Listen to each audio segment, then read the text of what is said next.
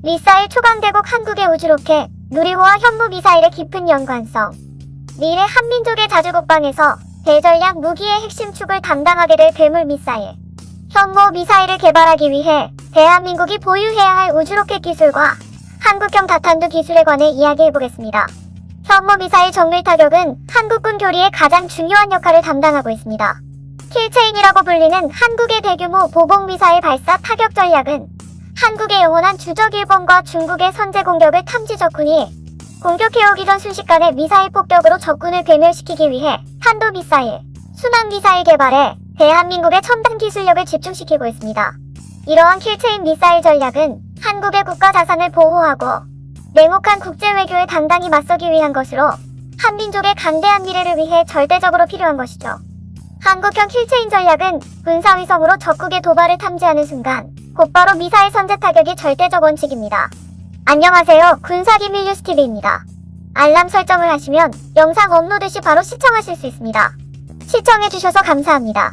전쟁이 발발한다면 한국의 미사일 사령부는 군사위성에서 좌표를 받고 그 순간 적국의 핵심 시설을 초토화시키기 위해 현무 미사일을 즉각적으로 발사할 것입니다.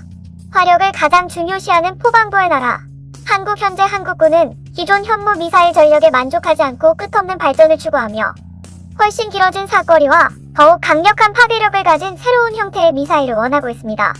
즉, 한국에게는 킬체인 전략의 완벽한 완성을 위해 자주적인 군사위성과 새로운 형태의 탄도 미사일 개발을 진행하고 있죠.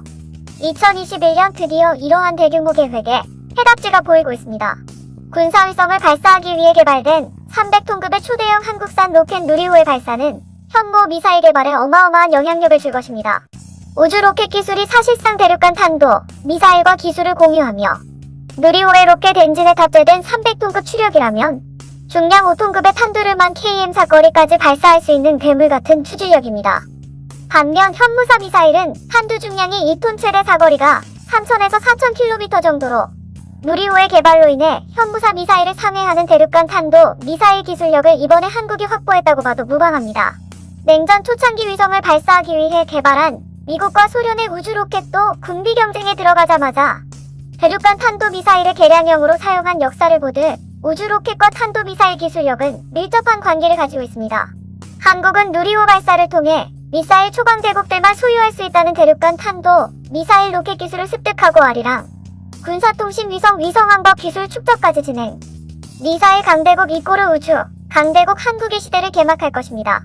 군사통신 인공위성과 탐사선을 우주로 실어나래 첫 번째 국산화 로켓 누리호가 오는 10월 발사를 앞두고 실전 훈련에 한창입니다. 누리호는 한국항공우주연구원과 현대중공업, 하나스페이스 솔루션 등 대한민국 첨단 기업들의 총집합, 총 300여 개 기업이 함께 개발한 한국형 발사체이며 이에 맞춰 통신과 항법위성 국산화 사업도 동시에 진행되고 있죠. 우리나라는 올해부터 2027년까지 총 71개에 달하는 인공위성을 발사하는 것으로 확인됐습니다.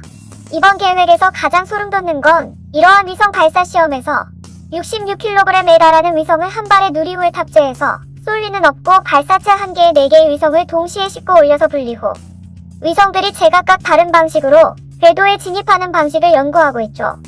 즉, 한국은 다위성 발사 기술도 확보하는 동시에 다탄두 분리 실험과 미사일 재진입 테스트를 하겠다는 비밀스러운 계획까지 동시에 진행하고 있는 것입니다. 다탄두 미사일이란 하나의 로켓에 여러 개의 탄두를 신고 대기권 밖에서 분리시켜 각각 다른 목표를 동시에 타격하는 무기로 현존하는 탄도 미사일 중에서도 가장 강한 무기입니다. 미사일 탄두의 파괴력을 세계 최강 수준으로 끌어올렸으며 일본과 중국의 방공망으로 절대 유격하지 못하는 궁극의 무기죠. 다위성 기술과 다탄두 기술의 공통점은 발사체의 탄두 부분에서 여러 개의 발사체가 갈라져 목표 지점을 향해 도로 이동하는 형태를 걸고 일정 요차기 현무 미사일 개발 프로젝트가 본격적으로 진행된다면 다위성 발사 기술에 확보한 기술력을 이식해 다탄두 기술 개발을 신속하게 진행할 수 있게 될 것입니다. 최종적으로 모든 내용을 정리해보자면 미사일 초강대국 한국은 탄두 중량 최소 5톤 이상, 사거리 10,000km의 대륙간 다탄두 미사일을 개발할 수 있는 능력을 갖췄으며 이러한 능력으로 현무사 미사일의 성능을 개량하거나 아니면 완전히 새로운 형식의 현무 미사일을 개발할 수 있게 되는군요. 대륙간 탄도 미사일은 한국의 영원한 수건 사업이었지만 결국에 성공했습니다. 세계에서 극소수 국가만이 보유하고 있는 기술이죠.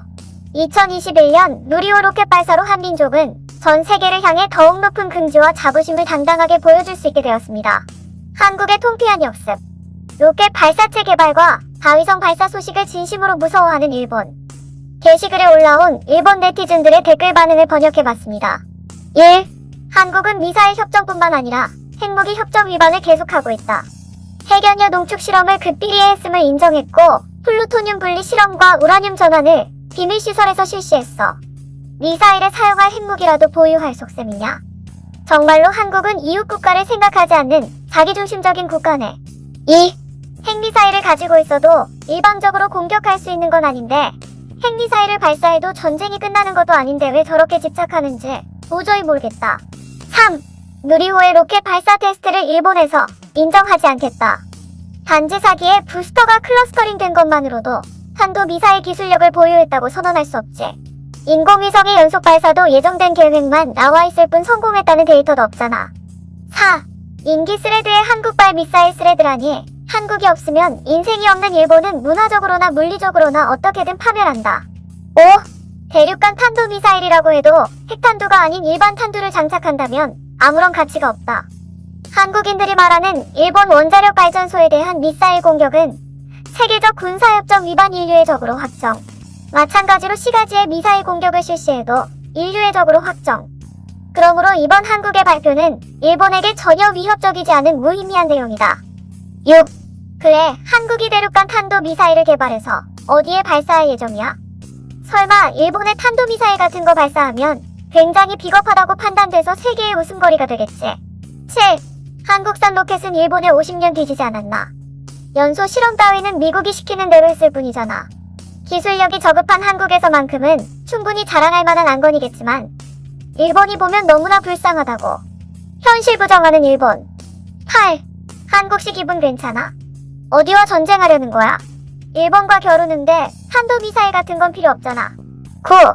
스가 내각이 저지할 수 없다면 미국의 도움을 요청해봐.